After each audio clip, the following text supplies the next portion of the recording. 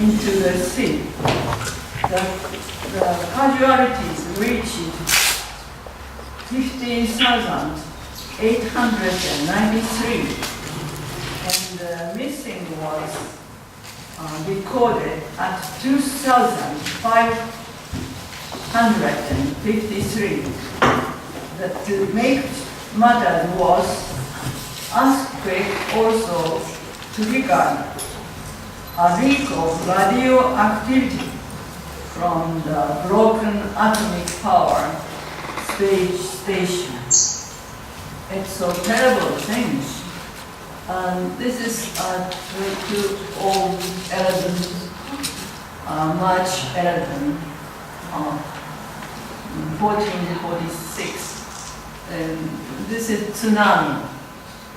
Tsunami was occurred by earthquake, and they've broken all the houses and ships and people's, to big damages. And at night, fire was happened, and disaster was great. This is after day, everything was finished, but the house is broken and people are maybe blown away. And so, of course, many rescue. This is government rescue group, but volunteering, many people from Japan, all from Japan, they ran to the disaster place. This is the middle of town. Everything is broken. So people's agony was great. You can see the dead body at the, this is primary school's gymnasium. So, as a conclusion for 3 big events, these red parties newest, and second purple's one is before that, 2004. And this is, you might know, Kobe in Japan. And this is the first, 1995. So many years, continuing big disasters. Of course, economically and politically, many rescue was tried, and there are but recovery is very slow.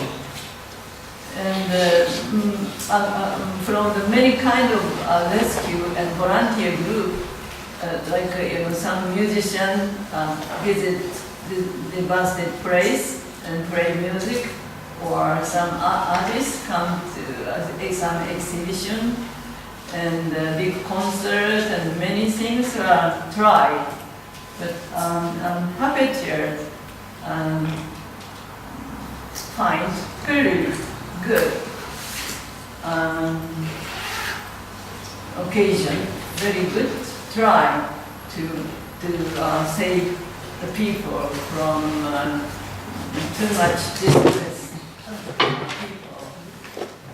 This is visited devastated area to make children and people recover smiling. As you know, puppet can make smile for children. For that association of puppeteer, the name Heartwarming Smile Puppet Association. These are happened, organized. And this activity is from 2011 to 2017. 36 puppeteers visited the Bastet Place, and until now, 409 times performance at several places they tried. For example, this is Ichigen Takahashi, my friend. He packed all tools of puppet show in 3 or 4 boxes, and he sent by a transportation company and carried to the Basset place. And at that place, he bought a rent a car and visited difficult place.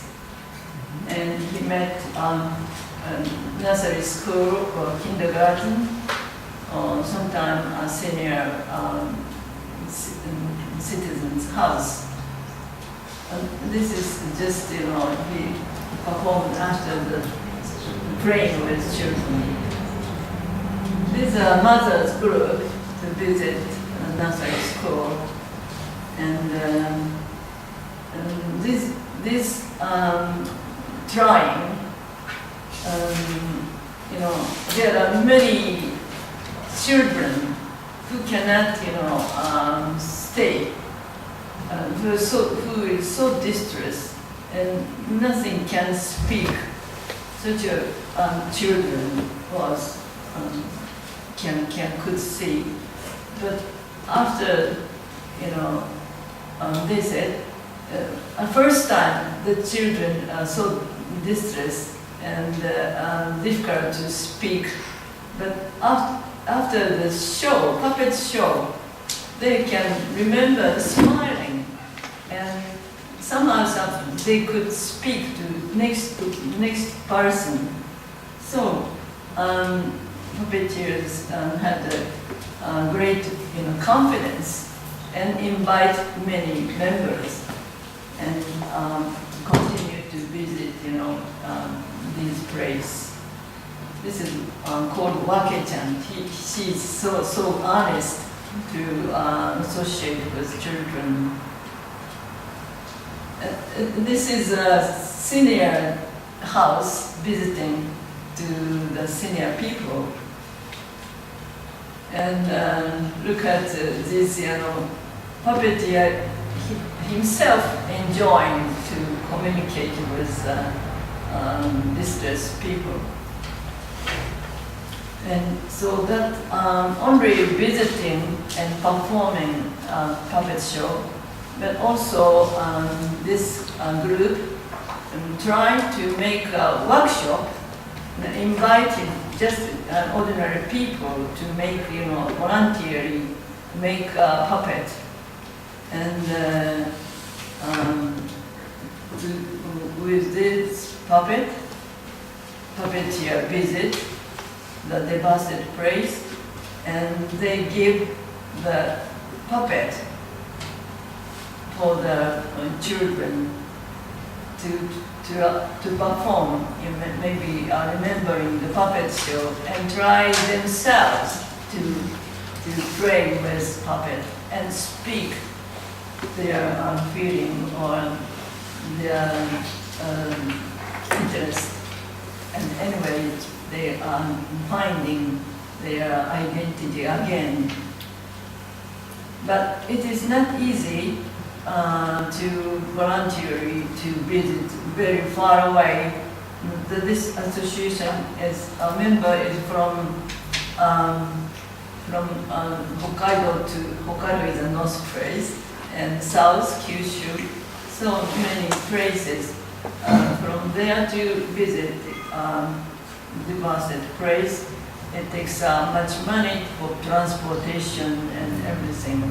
So how to organize, how to carry actually this activity, they talk and discuss like this, meeting, discuss, and finding good way and continue this work a little bit more year, because recovery is so slow. And besides, we Japanese cannot, avoid the fate, the country of this natural disaster. So, with puppet show, this organization, association will continue better work, not forever, but for a while they are going to make an effort to continue. That's my report. Thank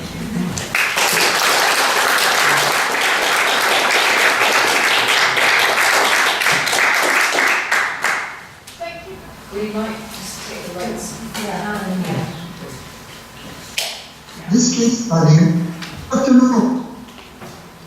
this case study is to include social general teacher with several policies to puppetry.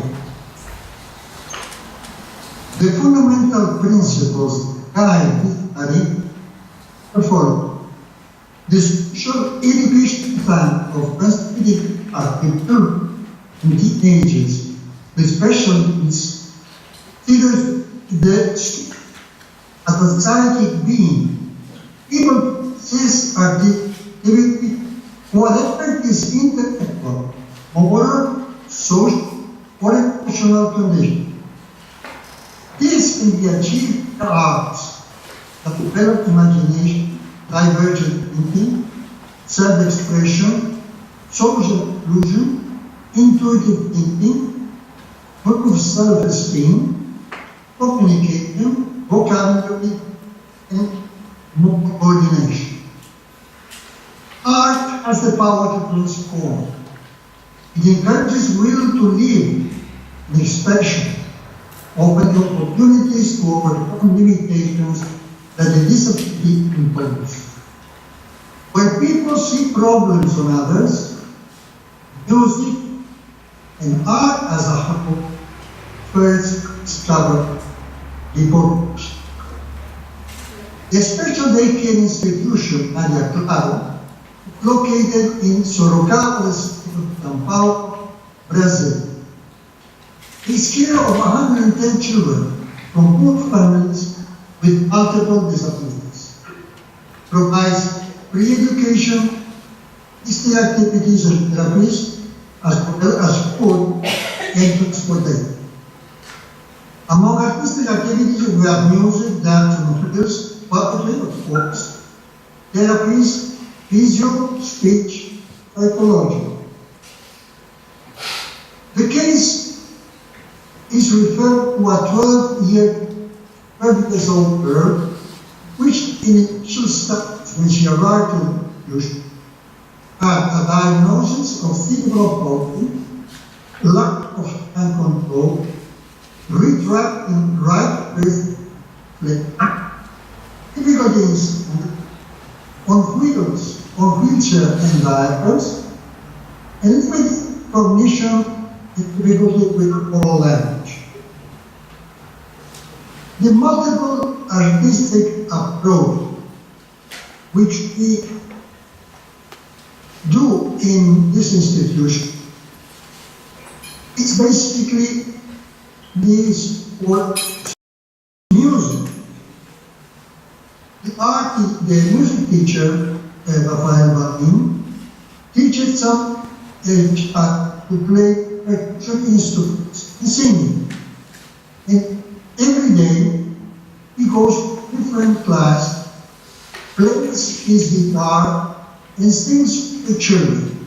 And this is happy hour for them. Andrea Marques Machado, which is the pedagogical coordinator of the institution and also a dancer, organizes, together with Rafa Palim, shows or the parent of the children, in which the caregivers perform with a small piece their art and the red on which then this girl, when arrived to this, should have very stiff arms, and Andrea is dancing with. Now she has the capacity of creating choreographic movements with her arms. I started working voluntarily in this institution by telling stories to children from 8 to 16 years old. And one day, this girl appeared, she was late for the story, and when she ended, she spoke in her very difficult language to understand, something which I asked the caregiver to do what she said. And in Portuguese, she said, "Que saudade." It's difficult to translate saudade into English, but it's something that has to do with longing. She was longing for the story during the whole week, because I told only on Fridays. Puppetry, you will see in the videos. The marionette. The inspiration for this marionette was given by a book, photograph in a book, Puppetry for Mentally Handicapped People, published in 1981 by Caroline Astor Burkett, which by coincidence is the next speaker. So I thank you, Caroline, for this speech. The current form of the marionette has a lamp holder vertical, this iron holder to it, 4 pulleys, and the marionette hanging from this iron. So as you will see, this enables the girl to move the marionette by moving her arms. Please, Emma, would you put the videos on and lower the volume so I can comment? Okay, that's the first thing. That's the first thing. In this video, you can see the first contact with the girl of the place with marionette. The teacher is moving her arms so that you can see the marionette moves. And you see that she is having a lot of fun with it. Now this is the second one. This is the first time the therapist, the physiotherapist, is trying to teach her how to manipulate the marionette. As if the wrists of the child are connected by strings and pulleys to the arms of the marionette. Because over there, the first tracks of the girl, it's worthwhile paying attention to the evolution in only 2 minutes from the start. She doesn't understand what happened until the moment she is conscious that she can command the marionette, and the marionette moves her hands. You can see that at the end of the video.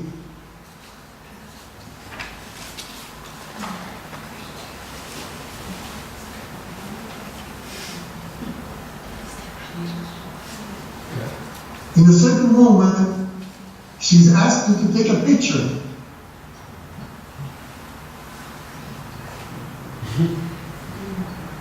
I don't know in what part of the video you are watching now, but at the end, she's very happy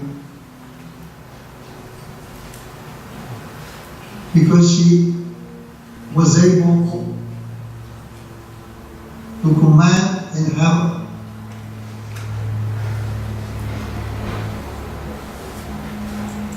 and see the movement of the marionette with her command.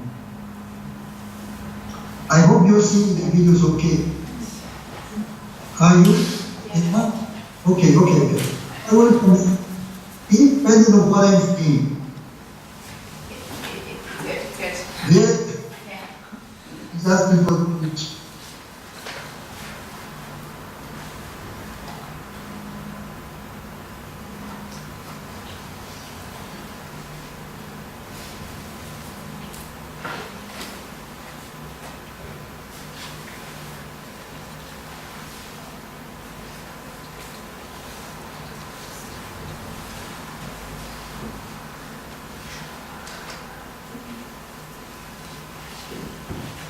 I have the authorization for use the image of all these children from the institution.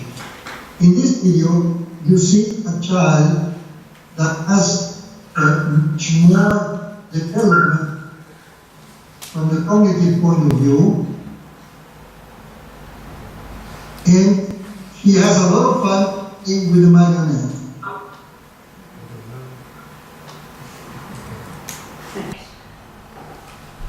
So you just talk about it. No, it's perfect. no journey? No, it's perfect. Okay. Okay.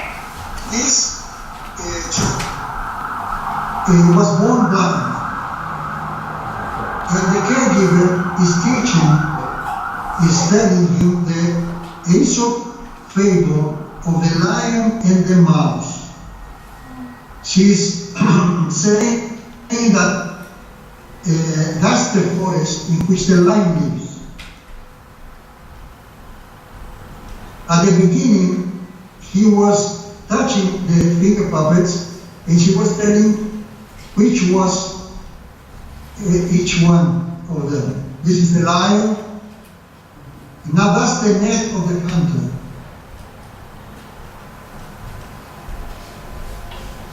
So she says, you imagine you are the hunter.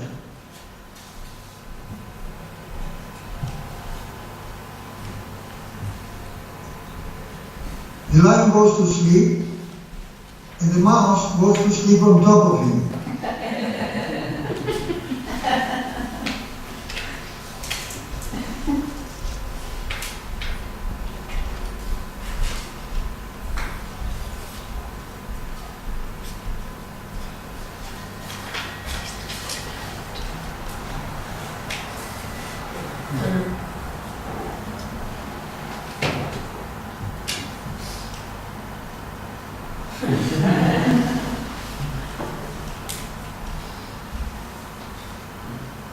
The lion was furious, and the mouse ran away.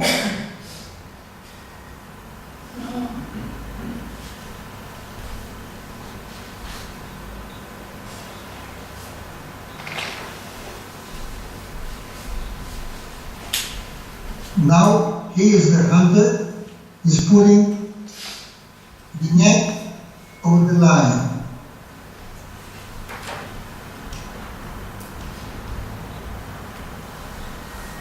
I had to skip the part in which the mouse comes, bites the neck, and saves the lion. It was too long.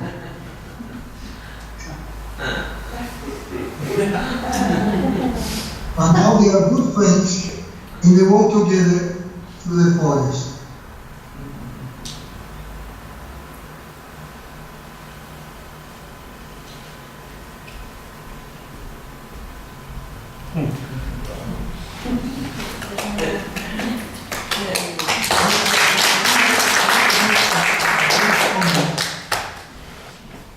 At one point, I'm asking if you're listening to me. I am listening to you. You also have Harriet has said you have 5 minutes left.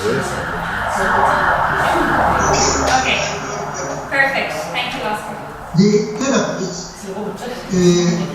spoke about the improvements related to puppetry in perception of surroundings, feeling of belonging, empowerment, dependence, maturity, reduction of muscle tones, motor coordination, less associated reactions, cervical and joint posture, hand-eye coordination, oral and body expression, understanding of commands, elaboration of abstract contents. In language, she is building scripts and inventing characters. So this is before, when she entered the institution, and this is 2 years after. There is no greater reward for the teacher than compare the girl's expressionless face and her sad eyes when she arrived 2 years ago with the joy of life she feels today. A bit more on the power of the puppet. This student isolated in the classroom, who apparently had mental problems, asked me to give him my beloved Panda Finger puppet. It's yours, I said. The following day, he happily embraced the teacher and participated actively in the class. Lucas is a teenager on a wheelchair. He doesn't talk and he's fed by a catheter. However, when I approach and talk to him with a puppet, he laughs. He has nothing, but he is happy just for being alive. Pamela participated in a puppetry workshop. When she was 5 years old, her father left and she stopped speaking. One day, she got into a room. A puppet appeared above the sofa and said, "How are you, Pamela?" She replied, "Very well. And you?" Very much. I hope you appreciated his videos. And you have these videos available in the printed version of the case study that the symposium delivered to each of one. So you have these videos and many other videos you can watch with those links of YouTube. Thank you very much.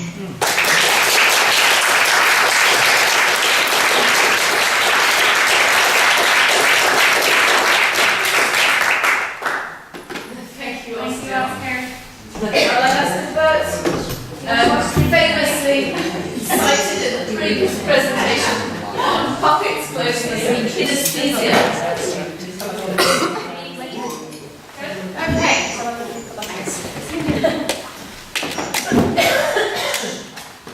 Okay, great. It's hard to start with words without any switches and everything. Okay, some of you might know who I am, but I started as Yorkshire's Punch and Judy lady, and it was a time I left full-time teaching to become a house parent at Dr. Bernardo's because I realised that what I really wanted to do was be a puppeteer. The children I cared for, before they were a year old, I was at a Bernardo's boarding school for children with physical disabilities. In fact, Oscar's description, it takes me right back to when I worked with the children that he talks about. The children that I worked with, before they would be 1 year old, they would have had many operations. They'd spend months in hospital, in hospital cots, without being affectionately touched, cuddled, played with, for fear of opening up wounds, disrupting brain shunts or splints. And it would be the beginning of years of having things done to them and for them. And not only would they be deprived of closeness and touching, their imaginations, I'd say their kinesthetic imaginations, would have barely been stimulated into action. So what I learned from my 5 years as a house parent was that the children in my group, in fact everyone, wants to be a cause of something, which absolutely resonates with your stuff. Everyone wants to make something happen. So my time there, during my time there, I was developing puppetry as a means of enabling that particular group of children to make something happen, to be a cause of something. Now, I don't want to talk particularly about that because it's already in my book that he mentioned up there, that he cited, you say. But I simply want to hold up the idea of being a cause of something as a signpost for my presentation on Theatre for One. And I want to keep in mind it's not so much I'm not so much talking about children, but adults. And it's possible to be a cause of something in puppetry by watching or performing puppets. And this presentation looks at closeness, touching, and kinesthesia. Starting with closeness. The concept of proximity allows for critical reflection upon the space opened by the puppeteer in Theatre for One. Okay? So we're looking at proximity as a whole concept. And the space is between outward transgression and sensory experience. And transgression, I suggest, lies at the heart of puppetry because it's an art based on bringing dead things, inanimate things to life. Very wicked. Puppetry subverts by both defying death and imitating life. So even for a secular audience, the believability of the living puppet beguiles with a sense of the supernatural. There's already a tantalising mystery there. And in her interview with the puppeteer Roman Pascoe, have you heard of Roman Pascoe?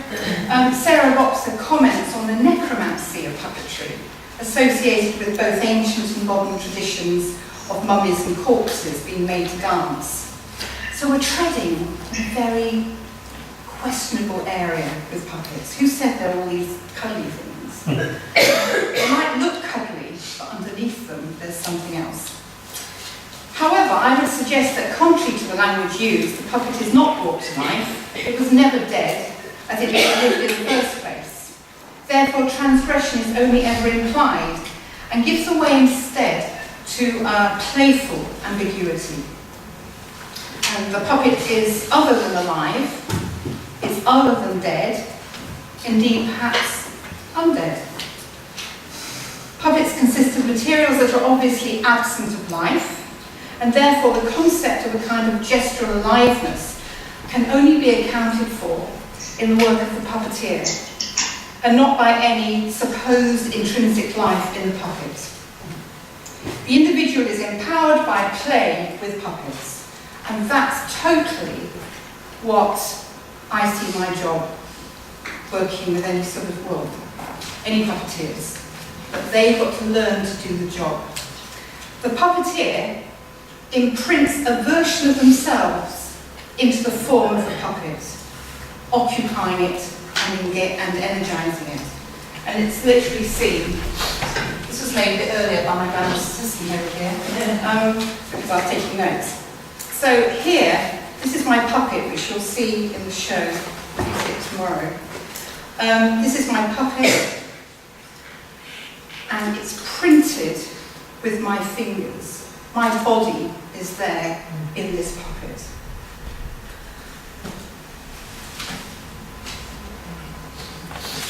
She might fall over.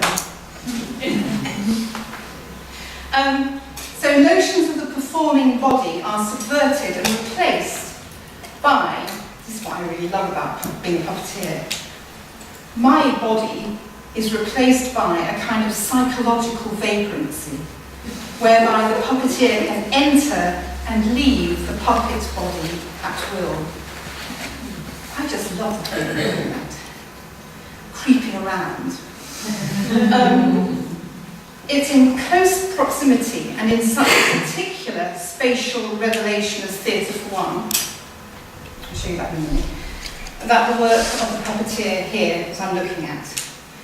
The puppeteer and spectator indulge in a transformative practice, Herbert Blau says, an incredible effort of rematerializing, moving so fast between the quick and the dead, he says.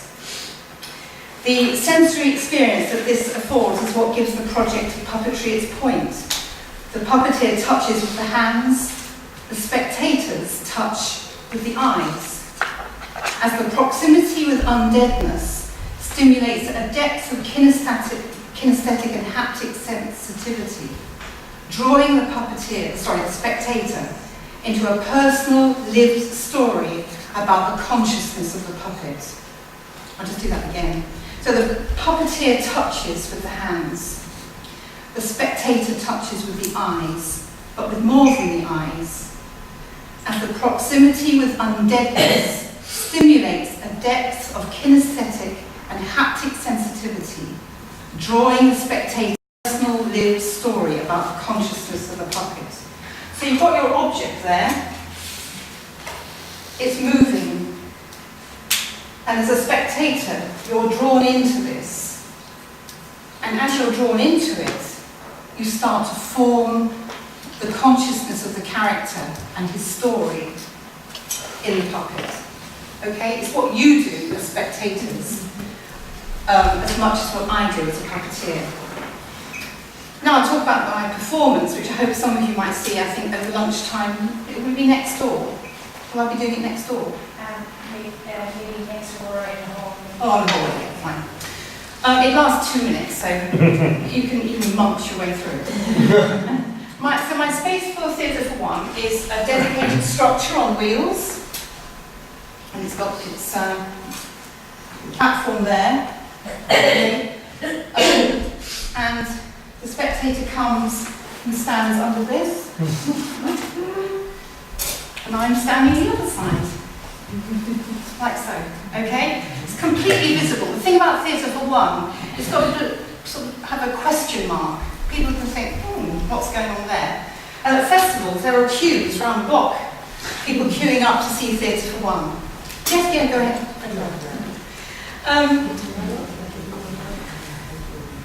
So the aim is to create a spatial process rather than a fixed theatre space. It's important to recognise that. It's a spatial process. We're looking at the stage, the space as a process as opposed to a fixed theatre space.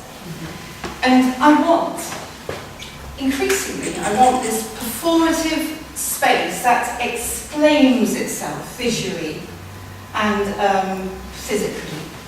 It's part of what we're doing. This has got to have some character that relates to what I'm performing. I'm not alone in doing this.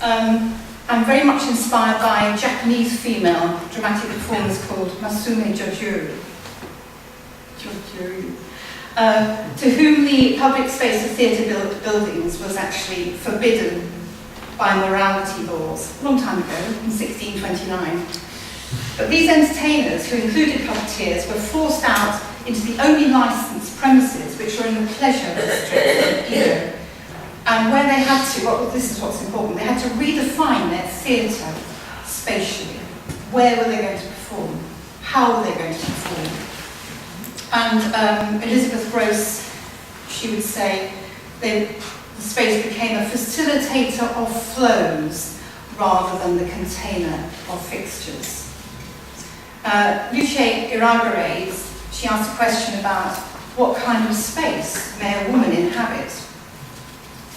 Masume Jojuru's distinctly female performance space was created in contrast to that of the formal theatres, and it was understood gynecologically and expressed in a small, enclosed, self-animating space through which energy flowed, giving participants the resources to produce worlds.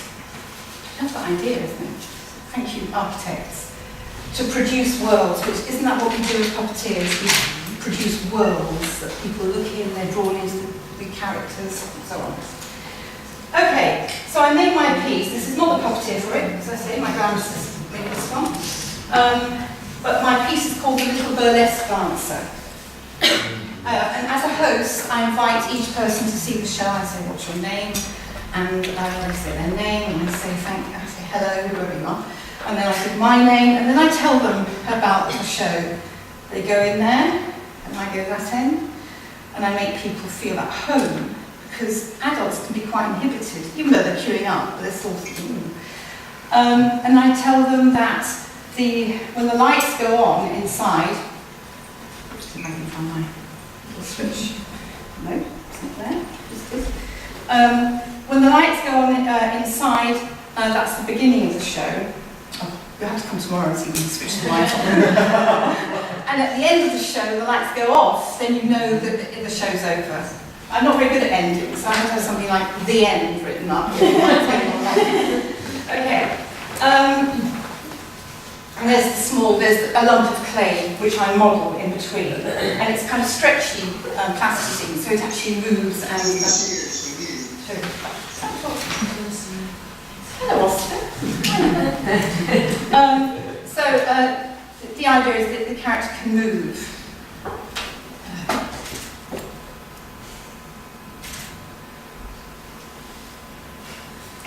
It's easier when I've got both hands on it.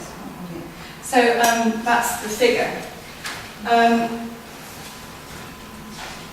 So I told the spectator when to start. The performance consists of me moving the clay, and I manipulate it into a female figure before their very eyes. It dances, picks up a flower, and dances again, then returns to being a lump of clay. Dead simple, right? Okay?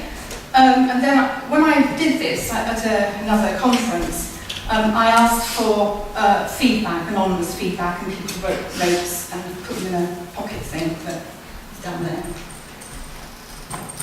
Okay. And that was necessary for my research. Now, most of us were aware of how children respond to puppets. It's very easy, isn't it? They want to respond to the puppets.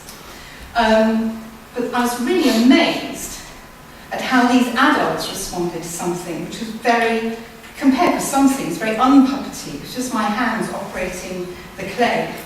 And the spectator feedback suggested that the viewer was quickly drawn into the performance and saw the clay figure as something living and a lump of clay. And I'll read through some of the comments. And that illustrates for me the ambiguous nature of the puppet, going back to the sort of questionable aspect of it. This indeterminate complexity actually draws people in and draws the spectator into the performance. They enjoy the puzzle. They know it's not real, but they enjoy it. The sort of playing of it. In fact, a friend of mine said she took her little boy to a puppet show, and the puppet was there with these puppets. And even though the puppeteer was there, the little boy, he's 6, said, "Mummy, they're puppets, and they're pirates." And like it's two amazing things happening at the same time for the little boy. So they see it as live and they see it as both. Okay. The fascination actually draws them past. You know, you've got a very close proximity. There's about 50 centimetres between me and the audience. Okay, but what they're watching seemed to draw them, meant that didn't matter. So the comment, am I doing okay for time? I've timed it. The first person seeing it said, "I love the veil and the lights." Remember, they're coming soon. I'm looking down on this small, this is what you wrote. I'm looking down on this small female figure whose body is angled away from me. She turns and acknowledges me. She picks up a flower. Would she offer it to me? I want her to. No, she doesn't. It's okay. I think I'd like to be on the same level as her. I don't like to look down on her. She's kind and she has life. Now that, in a comment, is a massive information. How does she know she's kind? And it's from this adult watching the puppet show. I found that incredible. She wanted to look. She was willing to see all that in that figure in 2 minutes. Another spectator found the presence of the puppeteer, that's my hands, a distraction. And this person wrote, "I found myself focusing on the manipulation, maybe too much. But then, a second later, it's clear the mind of the writer has changed because it brings the hands into the performance. Or rather, painfully much," he adds, whoever it was. And they immediately perceive the object as a suffering subject between the spectator and the puppeteer. It changes. It's now part of the show. And he finally says, I felt sad for this manipulated object. So the spectator and the puppeteer are in touch with each other in the puppet. Another writer said he focused on the detail of the materializing narrative. I haven't shown you this, but there's a flower involved. And the puppet picks up the flower. This is what the person said. But the flower imbued the puppet with life. The flower is what helped to make the emotion of the puppet shine through. Significantly and surprising, I found myself empathizing with it. So that moment had this person suddenly drawn in and obviously was resisting, associating with a lump of clay, and found herself empathizing with it. So just as we live in a life with close connection with objects around us, we are also moved by the animated objects physically touching other objects. It's an amazing moment in a show when a puppet touches another puppet or touches something. It's a very exciting moment. Because it reflects our own lives. We live a life of touching things and people all the time. And to have a puppet suddenly doing that makes a big impact. And our kinesthetic response to this haptic experience is sensed in our own bodies.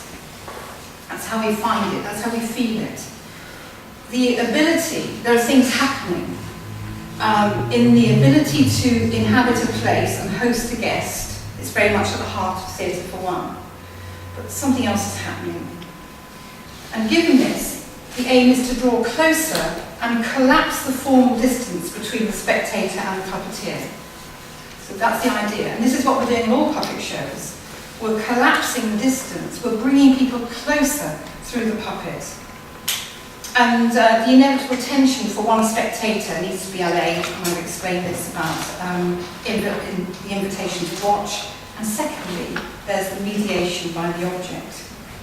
Another spectator said, the performance was very inviting. Should I have interacted? I don't really want to say hello or something. Hello, puppet. Should I have interacted? It elicited a desire to touch the clay figure. And this happened, several people said, should I have touched it? They're this far. Just actually go like that, a few centimetres. Should I have touched it? So the Theatre for One represents the inhabiting of the space by one spectator and one puppeteer within a relational aesthetic. I think several people mentioned that. The puppeteer being one of the two. I was looking at the work of Jean-Luc Nancy about looking at this. The presence of the puppeteer is accepted by the spectator. The aesthetics of proximity offers a means of exploring why such intimate presence occurs through the mediation of the puppet or object. And the powerful desire of the spectator to draw closer, to share a world of inanimate matter, overcomes the fear caused by intimate proximity and its threat of exposure or embarrassment. So the spectator was saying, she had a desire to touch, but she could not bring herself to interrupt by, she didn't say this, I'm just assuming that was she could not bring herself to interrupt by reaching out a few centimetres to touch the puppet. The puppet is distanced, perhaps, by the respectful gaze of the spectator. Because I've been in shows where puppets are grabbed. But I don't know whether they how far that grabbing would have been. You just see the hands start to come, you start to act. But Borio actually says the proximity offered by interactions in a social space are bound not by the artistic context but by social constraints. So people, you can trust people to... Look, there, and there. Okay. Just was on... Okay. Transgress. Okay. Right. The spectator did not touch the puppet. However, this is really important, this bit. Visual contact with a moving object is more than the perception of a surface and does not only involve sight. So kinesthetic empathy, first discussed by Theodore Lipps in the 19th century, has been described as inner mimicry, whereby the spectator can experience the movements and consciousness in an imagined consciousness in an inanimate object by means of empathy. One of the spectators wrote, "I became quite attached to the figure and felt quite sad when she was absorbed back into the play."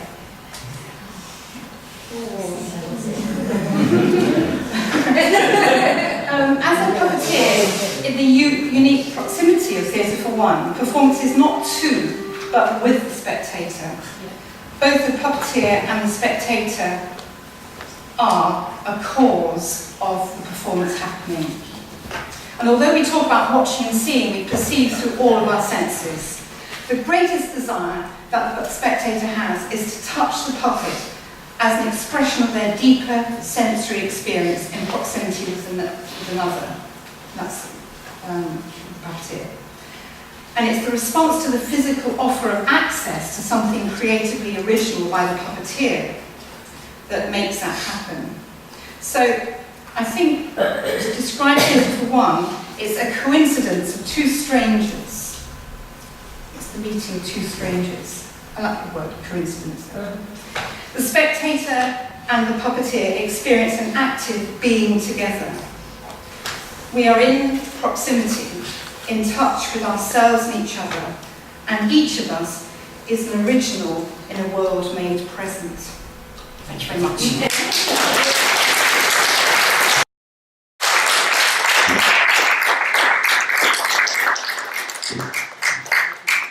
Thank you, Caroline. We've got one more paper, and after Angie's paper, can I suggest that all the people who have spoken in this panel, which is loosely termed well-being, come to the front, and then we will have about 20 minutes of time available for discussion, comments or questions.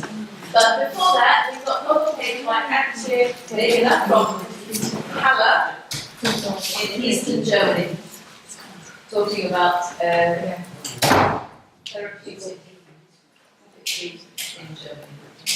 It's good that I'm the last speaker because I think some items we heard today, I have a summary to this. Therapeutic puppetry in Germany links to sciences and arts. Since 2014, I have been working as a freelance therapeutic puppeteer in a yellow-painted cellar studio in Halle. Every day I'm fascinated by the puppet's ability for opening doors and setting things in motion just by playing. It's truly a little bit like magic. As everywhere in the world, lots of German interested puppeteers, teachers, psychologists use puppets for healing or social aims.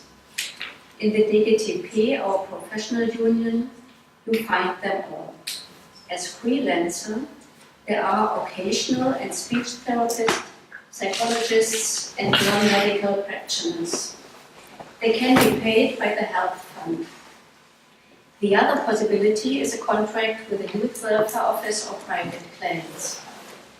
Employed therapists, they are in multidisciplinary clinical teams, or they are social group workers in daycare for difficult children or mentally ill adults. But altogether, therapeutic puppetry is only little known in Germany yet. I do therapeutic puppetry with children in difficult situations, and I have a contract with a youth welfare office and have some private clients. I use puppets as a psychotherapist and social worker, adapting the method by the Swiss Käthe Wüthrich and Klaus Harter and the German Gudrun Gauder. It is depth psychology based on the archetypes and the theory of the lifelong individuation by Carl Gustav Jung. The method works with archetypal handler puppets, as you can see there, and there are some colleagues, and symbolic props on improvised iron board or table scenery, as you can see there. These are all scenery photos of plays from planes, mostly children. Hereby, the child or the client is the director, and he creates his own world. I help him to get his story on the stage, but without audience. It's a different to, we have no audience, we are just playing together for this moment like children role play. Afterwards, I make photographs of the most important scenes, notice my emotions and transferences, and try an interpretation of the symbols. The structure of the playing session is very simple, but important. There is 1 hour, 2 people, and 3 rules. These rules are: first, puppets can do and say everything, even what we humans are not able or not allowed to. We don't destroy materials and don't hurt each other because there would be no playing anymore. Both of us can say stop if we are tired, if there is something wrong or unclear. So we would lay the puppets down, have a break, talk, and start playing again. The standard start is the so-called Dreierdynamik, dynamic of 3. To choose 3 props, 3 puppets, and third, to build a scenery where this figure could meet. And then you get into a story. This structure and this straight-kept promise that the client is the leader through the story establishes a safe room, basis for free thinking, playing, growing, healing. I'm not the teacher. I am the assistant with putting material. I'm the companion to share the experience. I'm the escort on the client's way. Surely I'm older and wiser than a child, but I only offer my view and ideas as ones beneath others' possibilities. And often I'm surprised by the wisdom and the accuracy of the child's solution, and so do they. Other methods, like working with fairy tales, fantasy travels, drawing, and of course molding own puppets, complete the sessions. Usually we have 1 hour a week over a whole year, and this is ideal.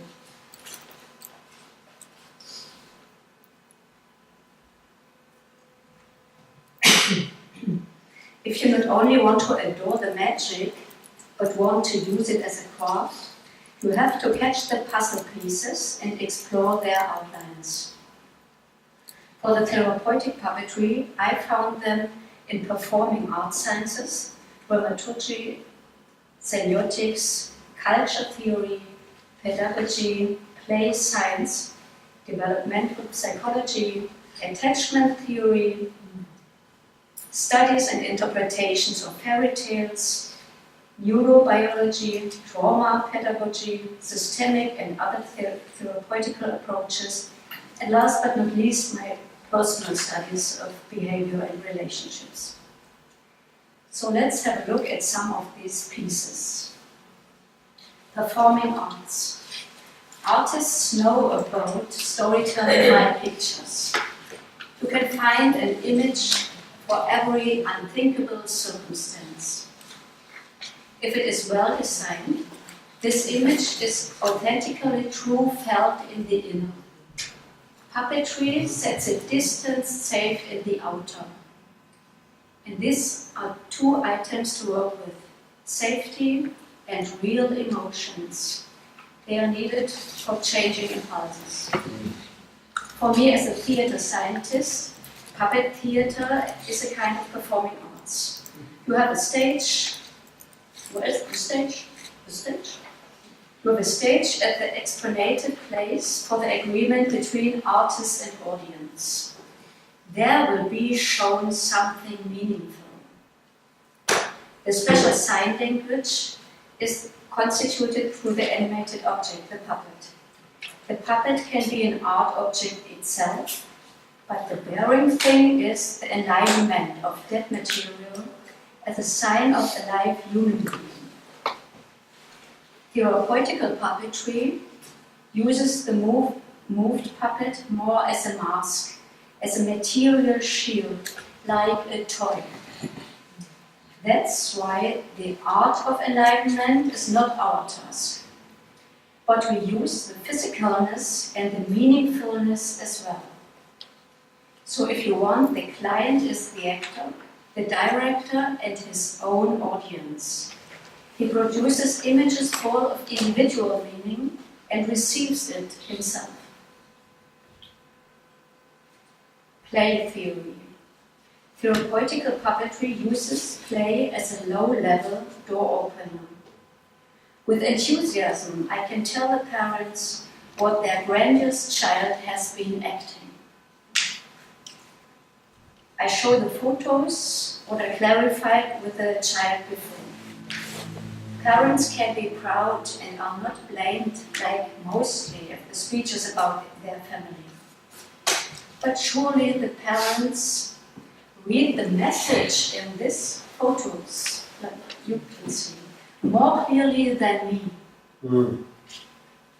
Often they get another view of their child. The play through these photographs established a not dangerous meta level to draw near intimate family problems.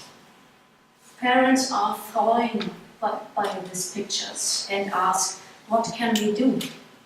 And that's the start of a working relationship.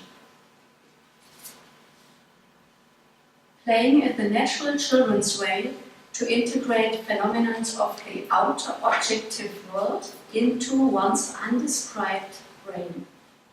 After birth, nerve structures are there, but they are blank. An individual system of images and cognition grows only by sensing and acting and getting mirror reactions of others. This goes close to the concept formation and speech acquisition. Playing is learning by transforming outer world under emotional evaluation into consistent psychological structures. Ability to reason slowly comes at the age of 7, and it does not replace playing.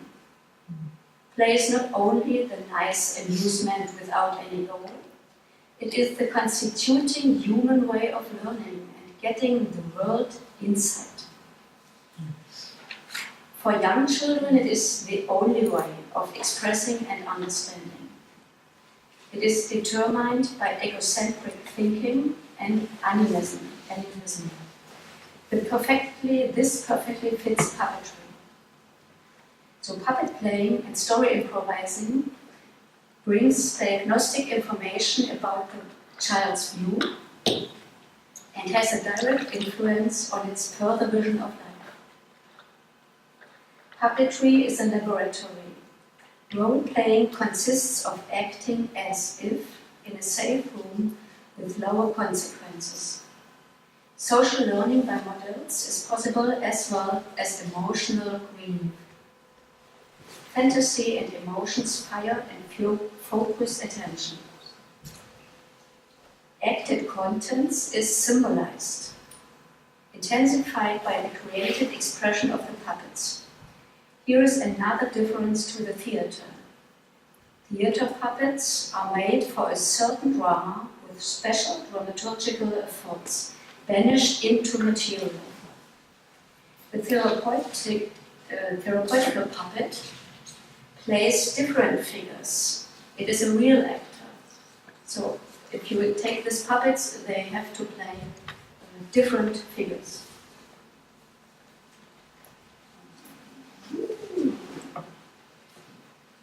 Some days the father looks like a king, other days like a thief or a ghost. The client chooses different puppets just fitting that moment. You can even take these parts,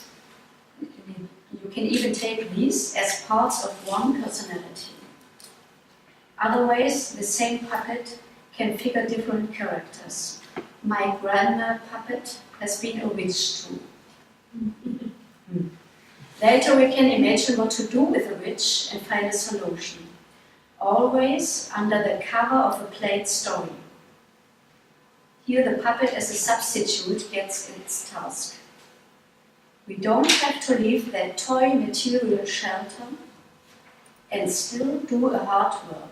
We struggle, we rescue, we find treasures, we make love, we punish. Puppets build a safe platform on complicated themes. The world of play is not dangerous, but liberating and constructive, just human structure.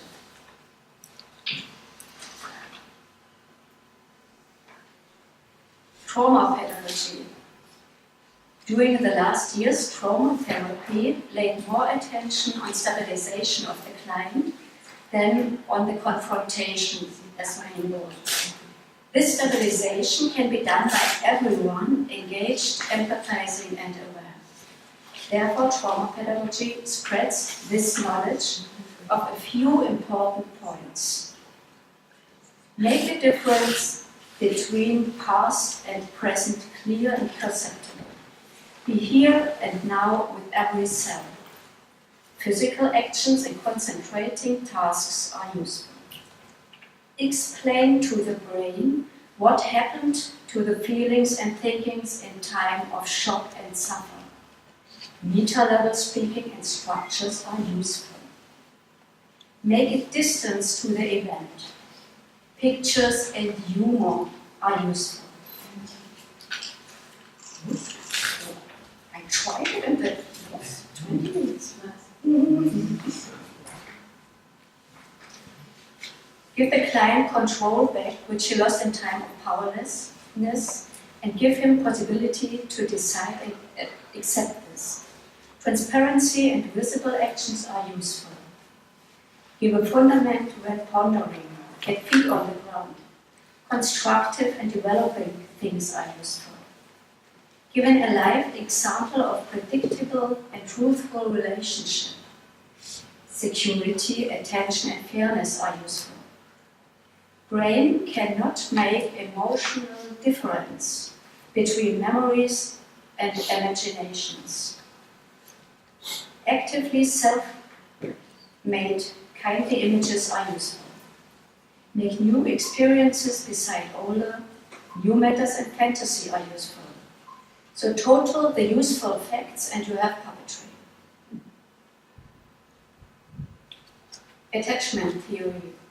Today, the basic trust is commonly known. The complete ego development, behavioral strategies, and personal relationships based on the first year of one's life. But the important message is, if you develop a bad attachment style, by any lacking, you are not lost. It can be nourished by other persons and in later times too. The therapist, as a playing tutor, can fulfill the essential attachment needs. The prominent signs for a secure attachment offer are sensitivity to the needs of the other, right interpretation, and promptly fulfilling in the right kind and signs. In a successful playing team, you always have to look for the needs of the others. Be close to each other, give trust. You are welcome just as you are, just for being there. Your wish is not questioned, marks like a baby's existence. Playing allows the therapist to fulfill every wish. Everything is possible, everything is prompt. So this special playing structure realizes important relationship work. It is a little bit like feeding. Adults as well as children can accept this from a strange person under the premise of play. Neurobiology. Tomography and messenger chemistry nowadays better explain our common experiences of learning. Now we have photos of rising synapses and brain structures caused by enthusiasm. Even the progressive educations of the beginning of the 20th century knew that the brain is more than a container of facts, and that successful learning answers to interests. Real enthusiasm is the most important condition for learning.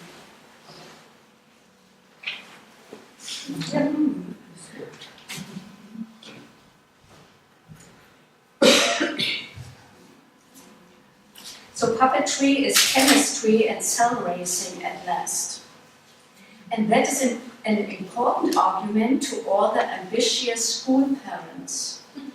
Puppetry and storytelling are catalysts for children's brains. So, I don't know if you like to listen.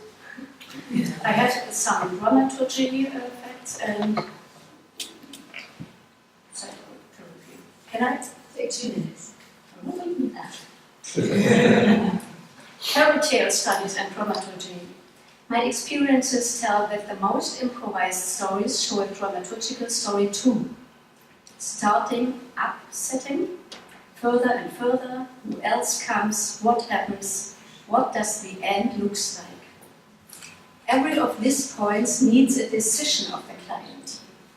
He makes it, he watches it, he changes or accepts it. There is a guiding line for free individual fantasy. Inner disorder figures a plot. Possibilities are boundless but not random in dramaturgy. The figure of the highest identification mostly shows reference to a hero of a fairy tale. He suffers or he has to meet a task. If he gets on his way, he has the chance to win everything. If he moves, there will be hope. There will be the worst catastrophes, but hope in every little life too. It seems those story structures are archetypal all over the world and for all times. They seem to lay in our genes, and so does our ability of self-healing. If we are moving, changes become possible. Fairy tales, known or new created, are talented emotion channels and life counselors in that way. Fairy tales are not logical, but their special rules make sense. And here we are by psychotherapy. The highest level of human and individual searching is sense. We accept what makes sense to us. We construct sense. We get satisfaction from a meaningful life. Storytelling is an easy archetypal sense finder. Puppet therapy is a special method by Kitty Wüthrich and Klaus Hartog and C.G. Jung say that psychological development happens by encounter. And play always is an encounter.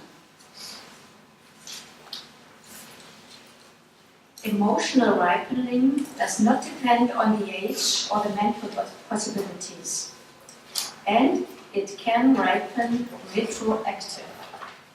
Even in trauma therapy, the new approach of neurosequential after ripening reports of sensory and corporal stimulated effects of psychological ripening. In puppetry, you see that what is done can be done in another way too. What has been said can be put away. Bad luck touched you, but you are more. You are the director to transform experiences.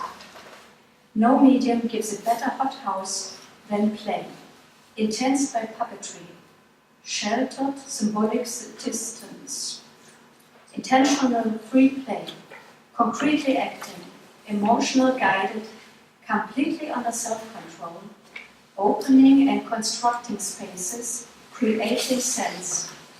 Your stories make us meaningful. They bring the emotional value of stories. They set new experiences beside others, heal the trauma, ripen the structures, as we have shown. Thanks for the puppets, and thanks for your attention.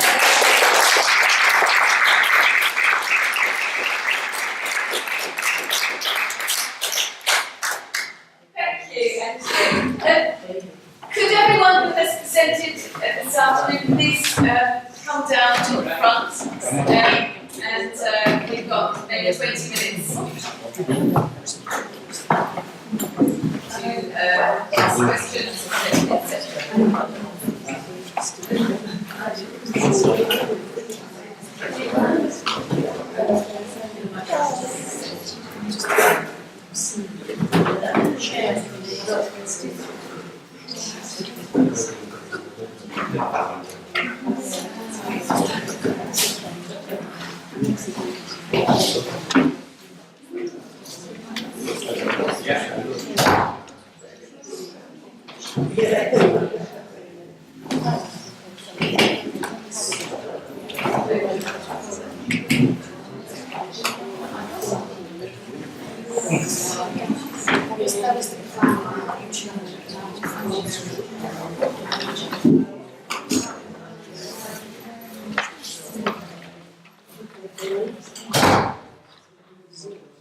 Okay, so we have got something like 20 minutes chance to discuss and to ask questions of the presenters.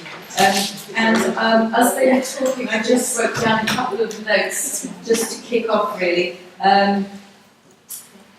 Simplicity and directness of puppets. Puppets assisting the human right to play.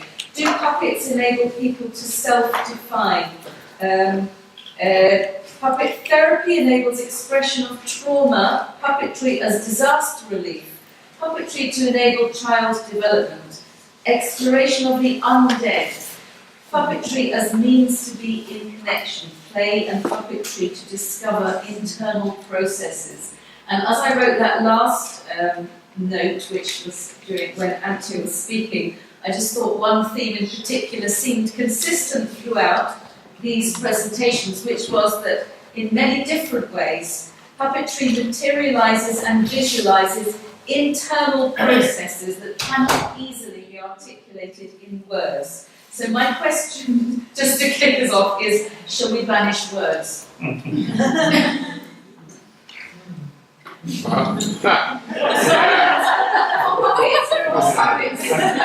think that's a yes.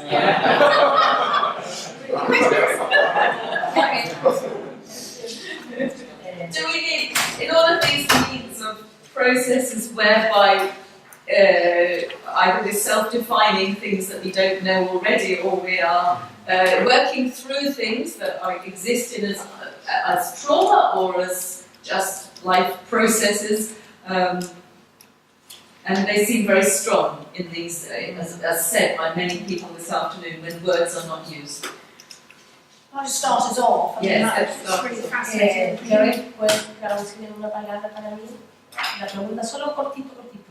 Sí, por favor, porque había un tema que era general, que los títeres materializan y hacen los procesos internos no podemos decir fácilmente en palabras. Sería bueno entonces prohibir las palabras. Hacer la risa. Ahí understand. I think, listening to you, I mean, I presume there are words used within the workshop. They're not just working in silence. Because it seems to me that it's not so much we need to banish words, we need to bring more of the material in. And obviously puppetry does that. But with you, there was all this imagery, you were taking it out, and I think you said, in fact, you just glossed it there, saying that actually enables the expression of something that can't be said. It can't be said easily. Can't be said easily. So it's not that you want to banish words, but we need to work on that element of expression, which seems to me so special. The children were given the opportunity to handle stuff, to work stuff, to pick the right kind of thing, the material often, probably even cloth that was chosen was important. I think that the images and the physicalness are a layer beneath the words. Yes. The words are cognition, and cognition is the latest layer. Yes. Emotions and all physicalness go inside. That's all. Yeah. It's because we look at language to find out what is going on positively in cognitive linguistics. Looks at that. It is like the final sophisticated layer. But I must say, with autistic children, I had to learn to shut up, actually, a lot of the time, because when we started to work with these children, we had far too many words, and you can do a lot with the value of silence. I once worked with a Swedish puppeteer who was really only working in kind of child protection stuff. And she was making puppets, and the children always made a monster of some kind. But very often, the child puppets had no mouth. And she recognised this as a pattern over several years of work, where it was too bad for the child to speak. And so it was, and the monster was really important, because the child had to recognise the fact that the perpetrator of their distress could be called a monster, even though it might be their father or a close friend. So there were no words involved, but the images, they obviously spoke, the images, and the puppeteer working had to be very experienced in helping to interpret and let the child move on. So I think it's words when you need words. I'm sorry. I'm just being provocative. But I'm just sorry, Carrie. Can I just ask a little question about what you just said? So the kid, the puppet kid, couldn't speak because he had no mouth. But why did you say that he had to say that the monster, the perpetrator, was the monster? Because, from what I understand, in kind of like situations with abuse, yeah, the child is perhaps being abused by their father. I'm just using that as an example. And how can they call their own father a monster? But they have to learn to understand that what this person did was a terrible act. You can take the picture where the crocodile eats the small. This was a loose child. This was, yeah, this sets all. I'm gonna. I want to make sure that everyone who wants to ask a question or make a comment aside from the speakers can. So can we go to Kate and then come back to you? Yeah, just to comment again about the words being banned. I personally think, and I would be interested to know. I'm so sorry, I'm used to it. Angela, what you would think about this is that actually the puppet can say what you can't say. So the puppet to be very verbal is actually very important. Mostly it's in this way that I try to get the children away from talking.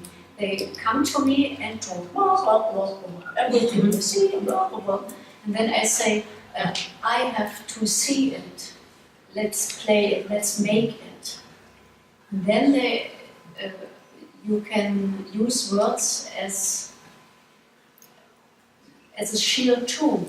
And I try to grow this shield.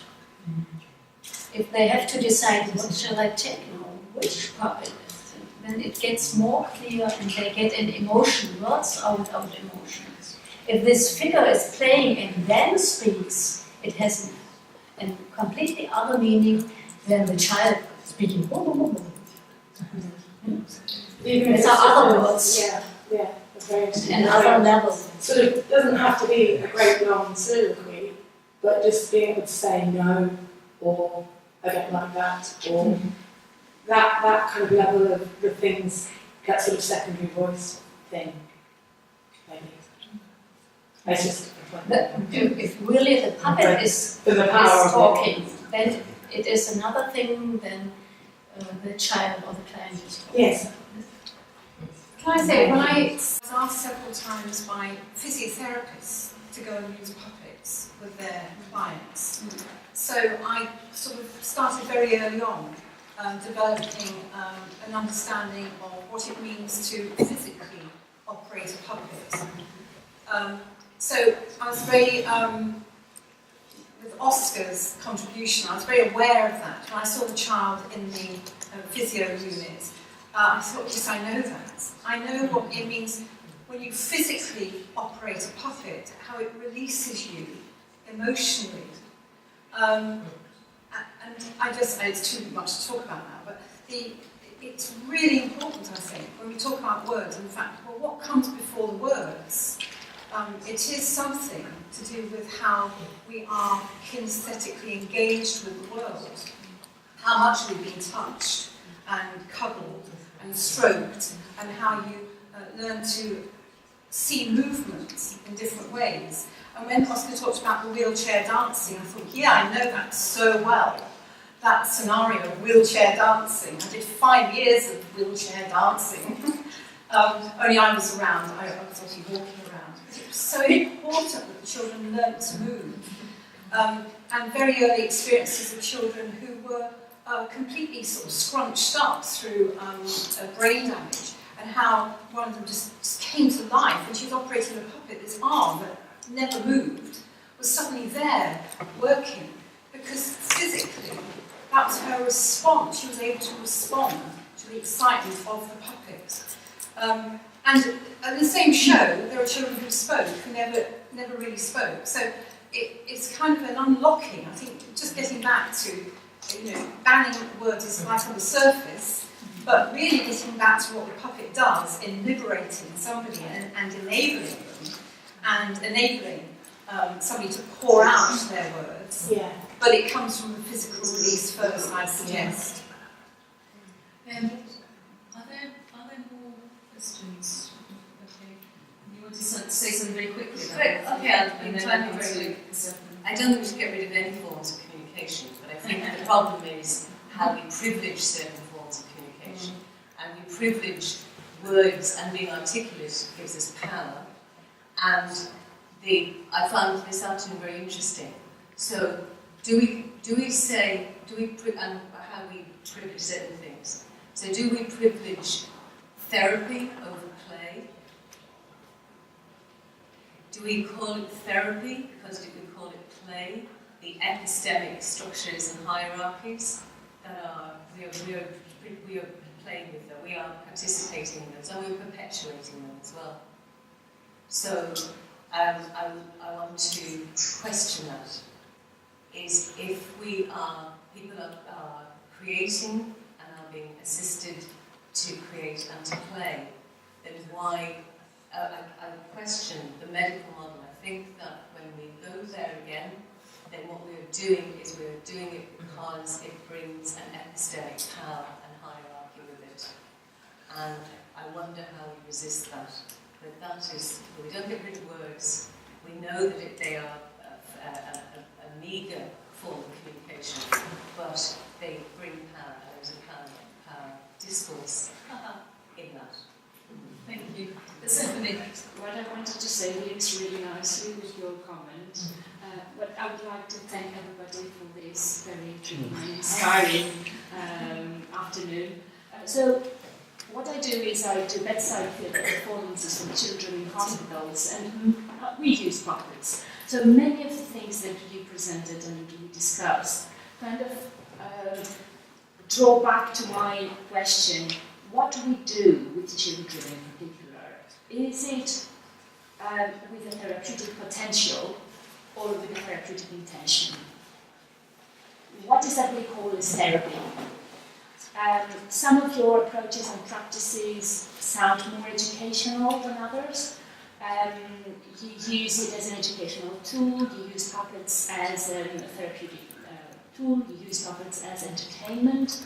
So what is that defines your work as therapeutic or non-therapeutic? I was not very clear. I didn't get that, apart from your presentation. Yes, please. Show some. Yeah, we never describe our work as therapy, because we're not therapists. We're not trained as therapists. What I didn't say at the beginning, when I was talking about imagining autism, was that we worked closely with psychologists. It was an interdisciplinary project. so that the psychologists were literally going in with their quantitative as well as qualitative measures to try and see if the children had benefited from our intervention, as they called it. Again, that's a word we tend to shrink away from, but the psychology, oh yes, it's an intervention, yeah, but they never called it a therapy. The psychologist that we were working with was a specialist in play, that was what she had specialised in. And I think very much that my colleague Nicola Shaughnessy and I, because we sort of devised this together, were going in. It is a form of play with the children, but it's not a therapy. We didn't know what was going to emerge. I mean, I knew from my previous work that immersive environments that involve characters and a loose narrative and journey and all those kind of elements works very well with special needs children.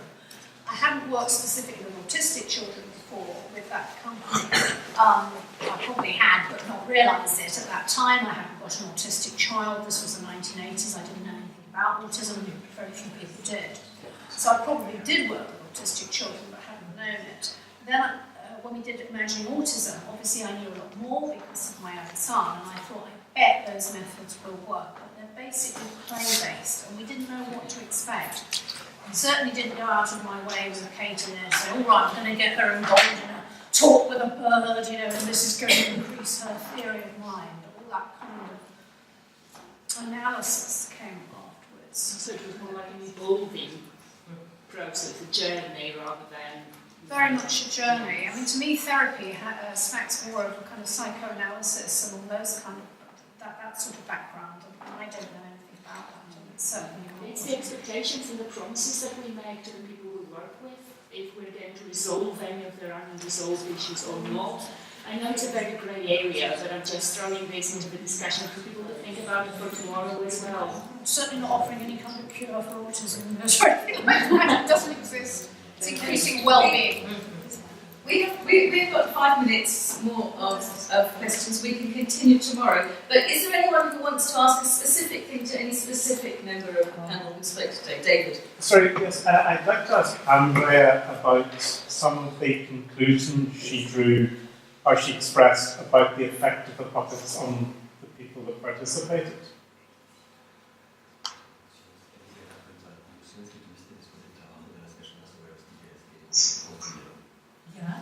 You said that they found the puppets beneficial in various ways. I'm wondering, is that on the basis of your observation, or was there some way of actually getting direct testimony from the participants?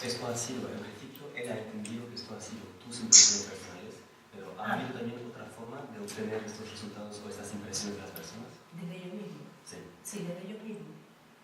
Sí. Sí. ¿De qué forma?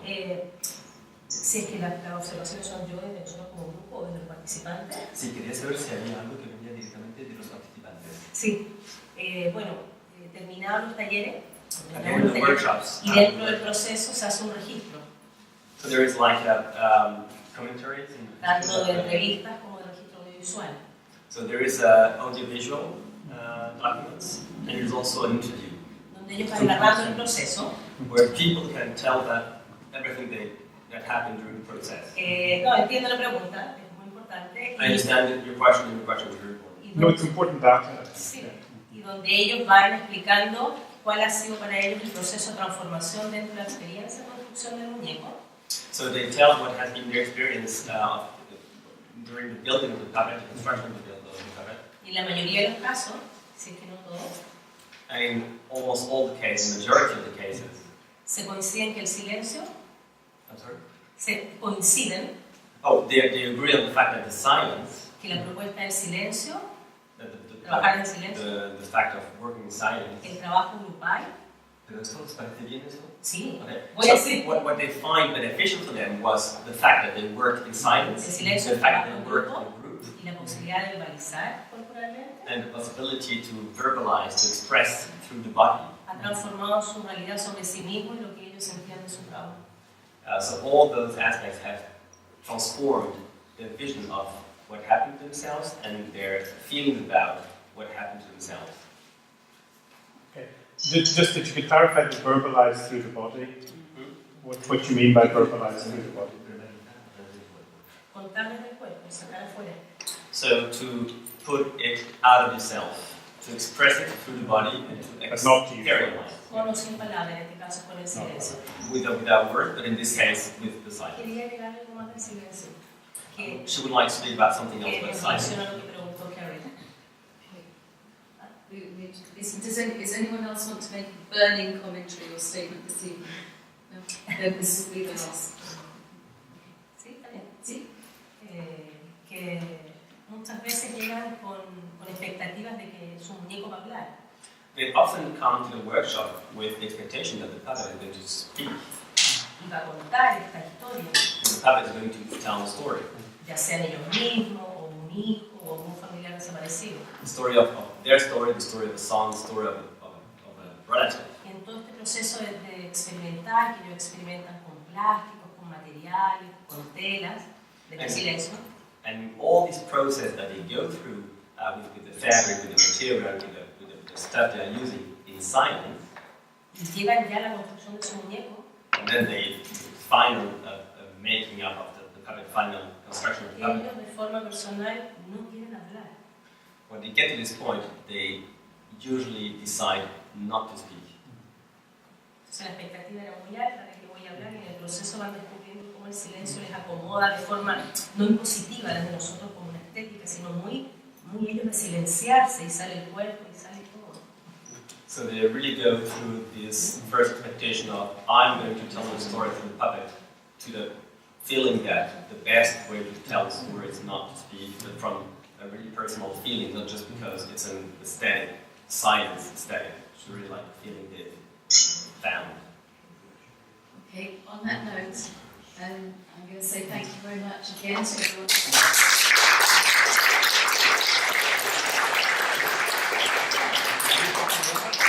I'm going to leave you with a question that we're not going to talk about now, but we might talk about it tomorrow. One second, please. We're just finishing with, I just want to finish with this question that you can think about or we can talk about tomorrow. How can puppetry materialize power relationships related to health and disability, and what do we do with that information? That's the question for just to launch us in tomorrow. Yes, in 1 minute. And tomorrow we're starting, we have registration at 9, we're starting at 9:30 with keynotes. Okay? And also before you go, we'd like to take a picture of everyone with comments. Just everything managed. Just quickly, we did grab the moment to take pictures, maybe. Yeah. That's awesome.